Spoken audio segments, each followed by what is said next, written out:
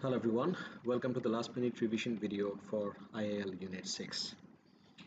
And just like the other two units, I have compiled an extremely intricate and detailed PDF e-booklet for Unit 6, where you'll see a compilation of all the questions, the answers, and the connectivities of the questions in the PDF. This will be extremely useful for you. Please download this and start revising as soon as possible. I have also included a solution walkthrough of June 2023. If you want to see how to solve an entire paper, the video will be very helpful, and all of these will be there in the description below. So this is just a glimpse into the Unit 6 e-booklet that I've prepared for you all. So you see, these are the questions of question 1 of Jan 23, October 22, June 22, and Jan 22. How all of these questions have some common aspects, and how to deal with this, and how to apply these ideas into any unseen question that you might encounter in your session. Pause the video, read the text in blue, and you'll get the idea of what you're getting in the PDF. Now let's take a look at the format of Unit 6. So there are typically 4 questions. Question 1 involves using a specific apparatus to practically demonstrate, investigate, or calculate physical phenomena or principles, emphasizing hands-on understanding and applications of theoretical concepts in physics. Question 2 is actually a planning question, an experimental planning. Question 3, in my opinion, is the most important one, which is the graph question. And question 4 contains all the important calculations and drawing conclusions. Let's look at question 1 of Jan 24. The student gave the mass small vertical displacement and released this. She used a stopwatch to determine the time period t of oscillations. Describe how the student would determine an accurate value for t. So whenever a question asks you how to determine the time period, so these are your staple points. Use a timing marker. Where do you keep the timing marker? At the center of the oscillation. And do not start measuring right away. Start measuring after a few oscillations have passed, or in other words, after the oscillations have settled. That's point number 2. And always measure multiple oscillations and divide by the number of oscillations.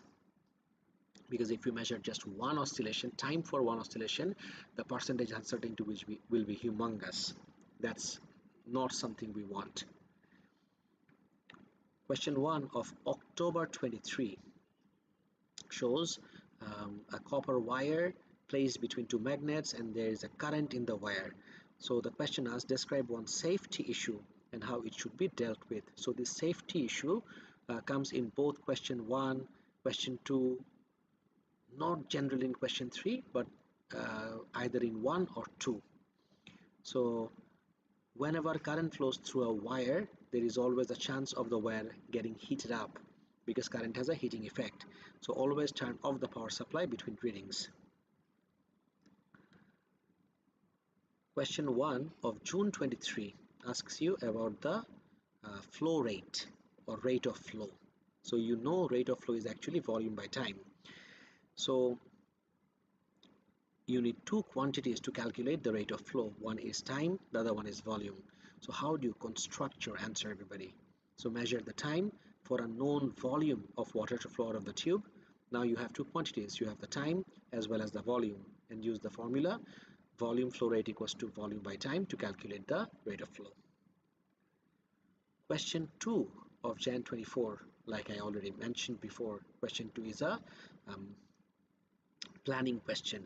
So what are we planning over here? So look at this. So theta is the temperature of water and T is the time. So we want to devise a method to investigate the validity of this relationship. So basically we want to see how theta varies over time, right? So these are your planning points. Use a stopwatch to measure time. Record the initial temperature and start the stopwatch simultaneously. Start the water. We have to keep on starting the water so that it is at the same temperature as your thermometer. Record the temperature at regular time intervals. Record the temperature reading as the water cools. And finally, plot a graph of ln theta against t to check if it's a straight line. You might be wondering, wait a second, this looks nothing like this equation. Actually, this is a breakdown. If ln theta against t is a straight line, then and only then it follows this equation. Let me show you how. So the equation is theta equals to theta naught e to the power minus bt. You take ln on both sides. So ln theta equals to ln theta naught e to the power minus bt. So ln theta equals ln theta naught plus ln e to the power minus bt, and ln e gets cancelled out and minus bt comes down, minus bt plus ln theta naught, which is in the form y equals mx plus c. So when you plot a graph of ln theta against time, right, it should be a straight line because it's in the form y equals mx plus c. Question 2 of October 23 is associated with the pendulum, and you know that the time period of oscillation of a pendulum depends on the height. Actually, it depends on the length, but in this specific question you are linking it with the height because height is related to the length. If the height changes, height h changes, this h, the length of the pendulum also changes. So for different okay, so use a meter rule to measure h. Ensure the meter rule is vertical using a set square. Okay, so since h is a vertical height, I need to ensure that my meter rule is vertical. Again, question 2 is a planning question, so you have to place yourself in the shoes of a person who's performing an experiment. So visualize what you'll be doing in a lab for this experiment, and that's exactly what you have to write. And for the next set of points, do you remember I was just saying for this question,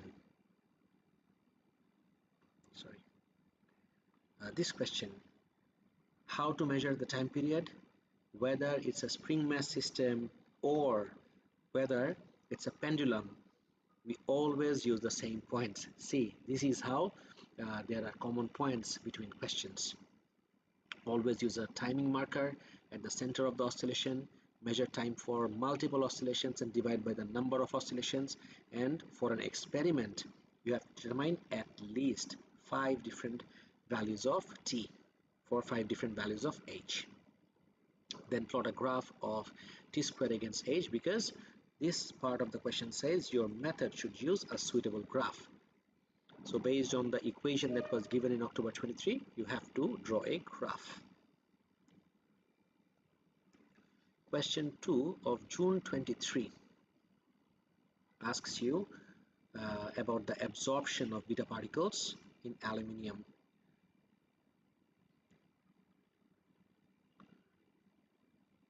So C is the count rate, C naught is the initial count rate without any aluminium sheet, and mu is a constant.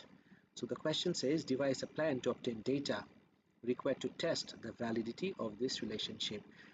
Do you realize this is very similar to this question?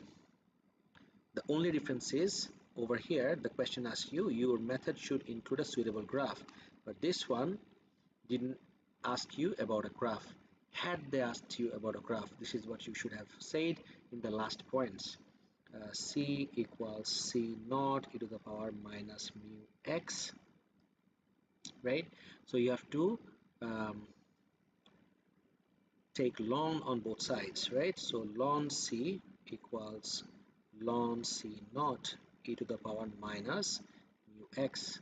So ln C equals ln C naught plus ln E. Ln E gets cancelled out and minus mu x comes down plus ln C naught.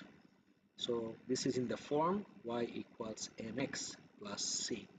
So if the question asked you to draw a suitable graph, this is what you would have said: plot a graph of ln c against x, and if it's a straight line, then this relationship is valid. Now, moment of truth. Question 3 is always a graph question. So for this specific video, I have used example from June 2023. Here I have taken a graph from one of the students who had actually sat for the exam, right? And if you look at the axis, it looks a bit off, and I'll tell you why. Because these two columns were given for the processed data, right? These two columns were given for the processed data, and you see the question asked you to draw a graph of log D against log L, log D against log L, and all the values are negative. So if you recall the concept of quadrants, this is y, this is x, positive y, positive x, this is negative y, and this is negative x, right? And when you look at these columns, you'll see all the values of for y-axis and x-axis are negative. So this should be your axis, this part of the quadrant. I hope now it makes sense. Now the values, the processed values of log L and log D, here I have given the values to 3 decimal place, not I. The mark scheme has given the values to 3 decimal place. Sometimes you will see it says 2 decimal place or 3 decimal place. I actually communicated with Pearson, and one of their chief examiners replied to my query. I have included that at the end of this video. Alright, and when it comes to graphs, if you remember a few things, how are the marking points allocated? Axis must be labeled with units. Very important to give the unit with the axis.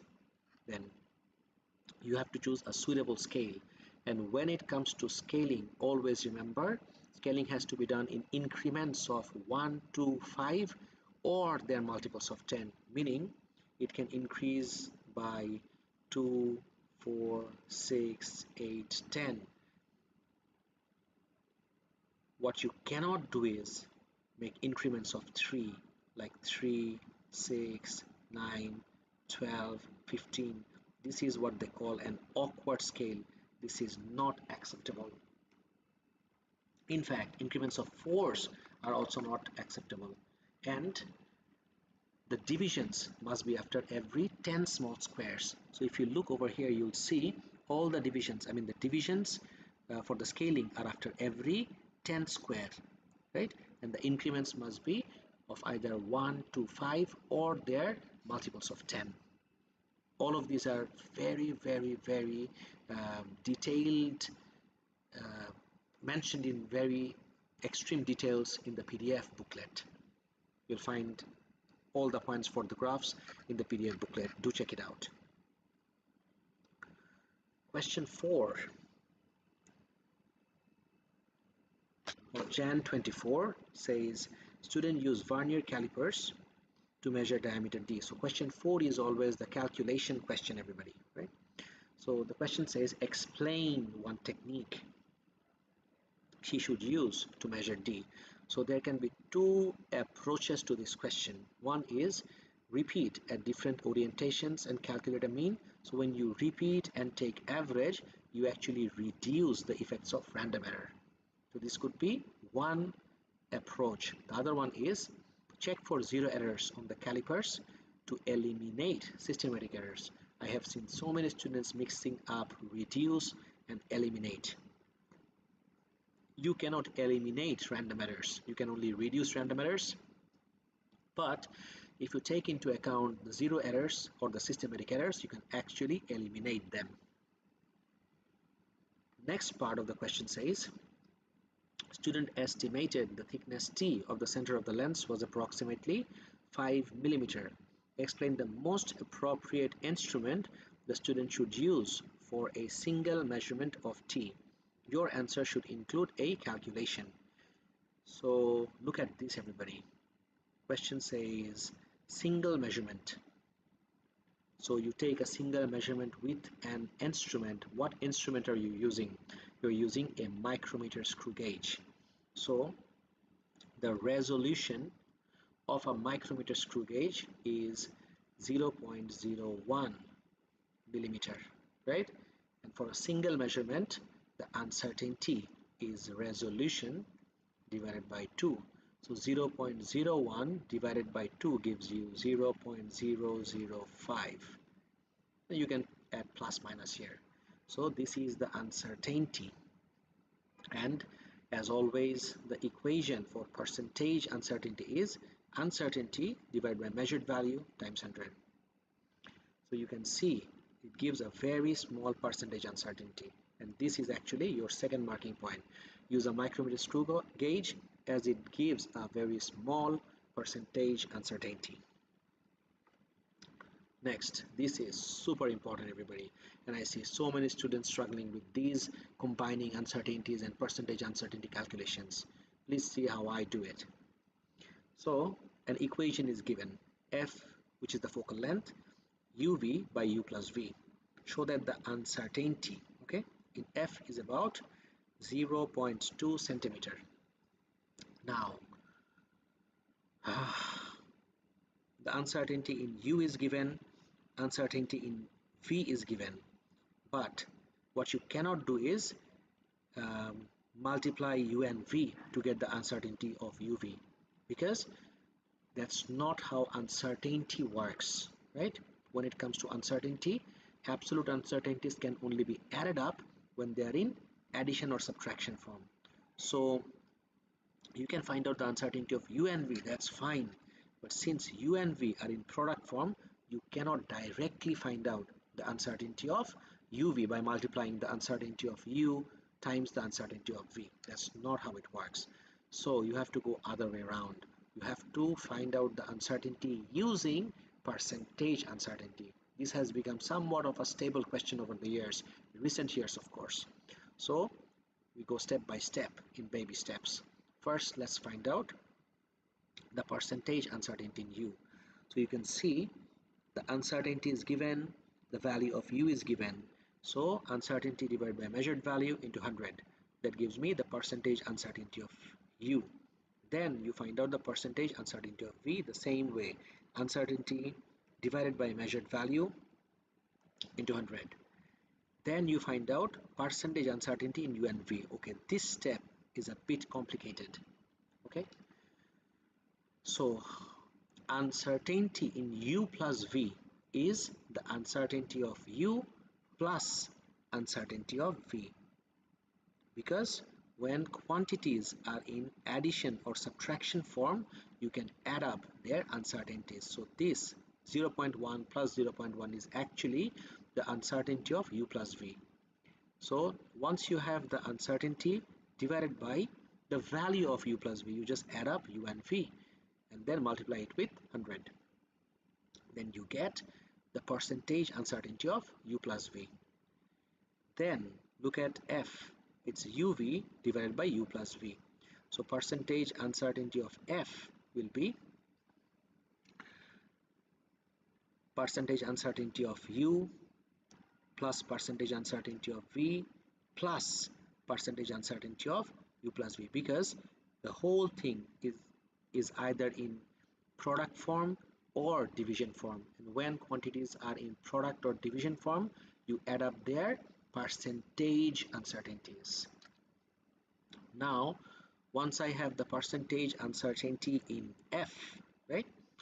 You use the equation percentage uncertainty equals to uncertainty divided by value.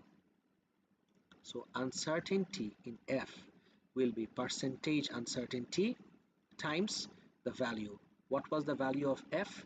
Value of F was 11.6. So value 11.6 times percentage uncertainty, which is 1.3.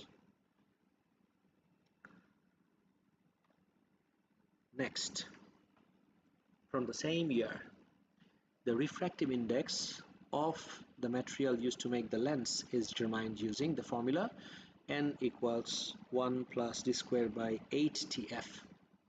Question asks, determine a value of n. This part is very straightforward. You just plug in the values of d, t and f into this equation and you get the value. And please bear in mind, since all of these values are in 3SF, your answer must be in 3SF as well. Next part is a bit complicated. Let's see. Question asks, determine the percentage uncertainty in n. Alright, so to find out the percentage uncertainty in n, you first have to find out the percentage uncertainty in this bit, d squared by 8tf. So since d is squared, so percentage uncertainty of d squared will be twice the percentage uncertainty of d. You have uncertainty of d divided by value of d times 2. Why are you multiplying this with 2? Since it's squared, plus percentage uncertainty of t and percentage uncertainty of f.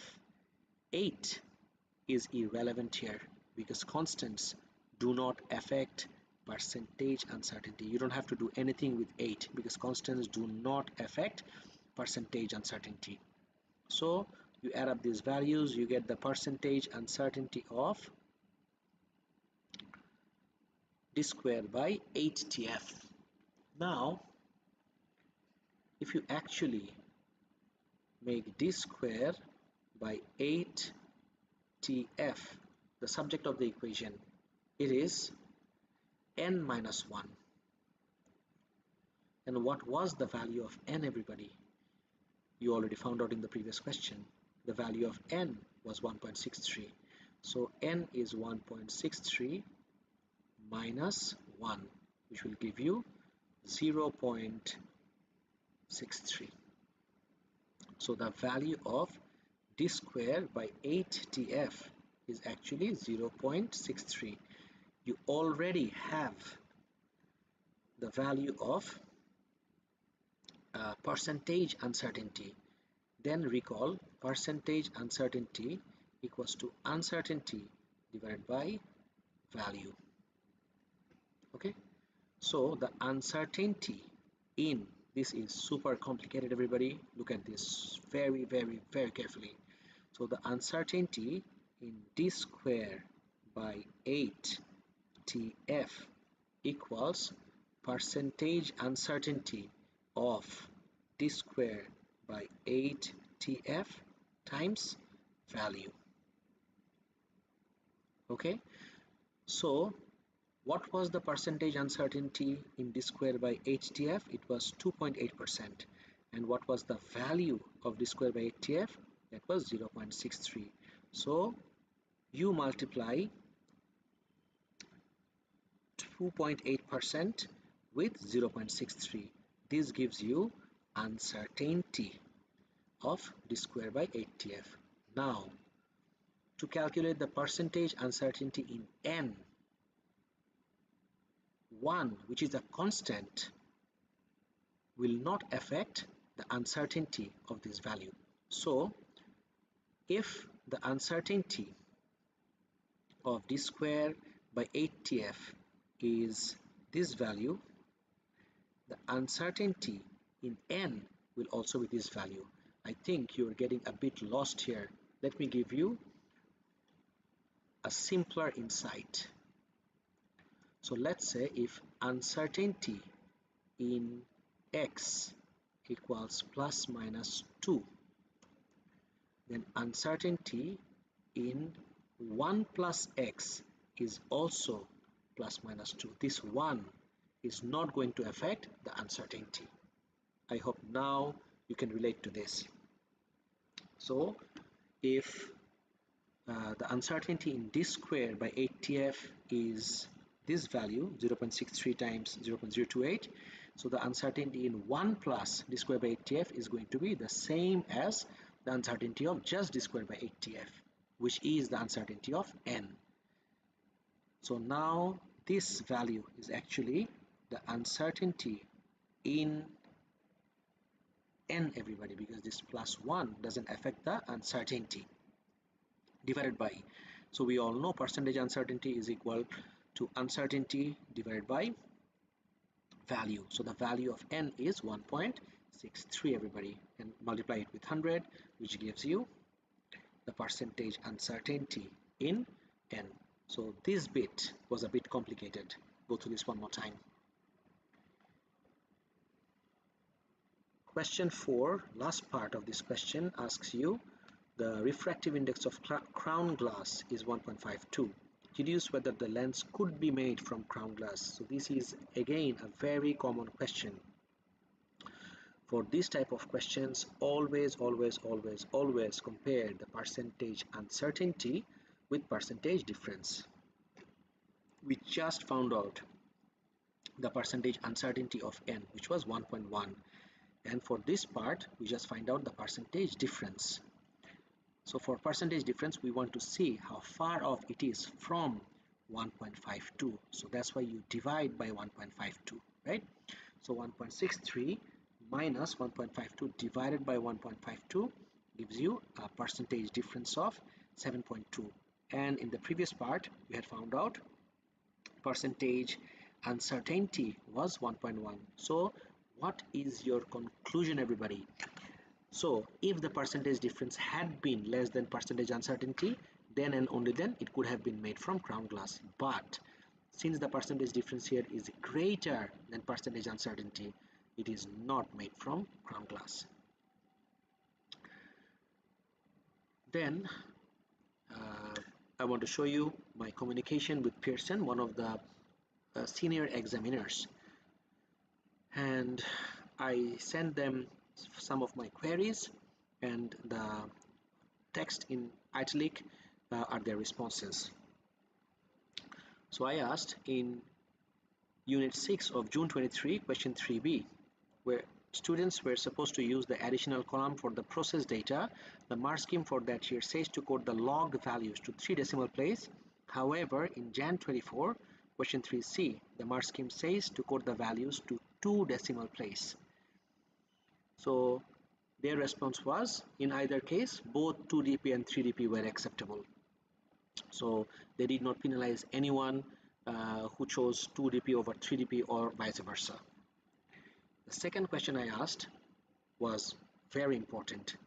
I asked in Unit 6, June 2023, question 4a2, in order to calculate a mean value of t, the answer in the mark scheme was given to 2 decimal place, even though the set of readings were in 3 significant figures. However, in October 2023, 4A2, the answer was accepted only in 3 significant figures. I asked, could you please tell me, when do we consider significant figures and when do we consider decimal place?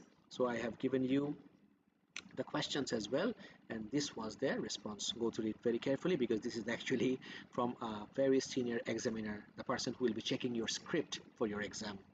Thanks for watching. Good luck with your exam, everybody.